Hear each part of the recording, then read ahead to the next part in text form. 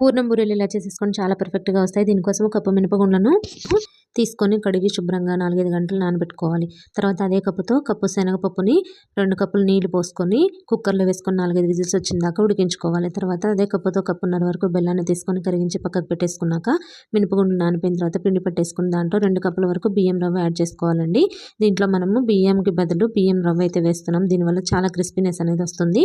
తర్వాత కుక్కర్లో శనగపప్పు ఉడికిపోయింది కదండి. ఇప్పుడు దీంట్లో బెల్లం పాకాన్ని వేసేసుకొని దీన్ని దగ్గర పడేంత వరకు ఉడికించుకోవాలి. కొద్దిగా యాలకుల పొడి, కొద్దిగా సాల్ట్ వేసుకొని దగ్గర పడిన తర్వాత స్టవ్ ఆఫ్ చేసేసుకొని ఇప్పుడు మినపప్పు మిశ్రమాన్ని కొద్దిగా సాల్ట్, కొద్దిగా వాటర్ యాడ్ చేసుకొని కొంచెము ఎంత కన్సిస్టెన్సీ కావాలో అలా కలిపేసుకున్న తర్వాత శనగపప్పు మిశ్రమాన్ని ఆయిల్ అప్లై చేసుకొని చిన్న చిన్న బాల్స్ లాగా చేసుకొని ఈ బాల్ని ఒక్కొక్కటి పిండిలో వేసుకొని డిప్ చేసేసి ఆయిల్లో వేసుకొని డీప్ ఫ్రై చేసుకుంటే మిగతా పిండిని అంతటిని ఇలా చేసుకోవాలండి. పర్ఫెక్ట్ బూరెలు ready. Thank you for watching. Video నచ్చితే లైక్ చేయండి. ఎలా ఉందో కామెంట్ చేయండి. సబ్స్క్రైబ్ చేసుకోండి.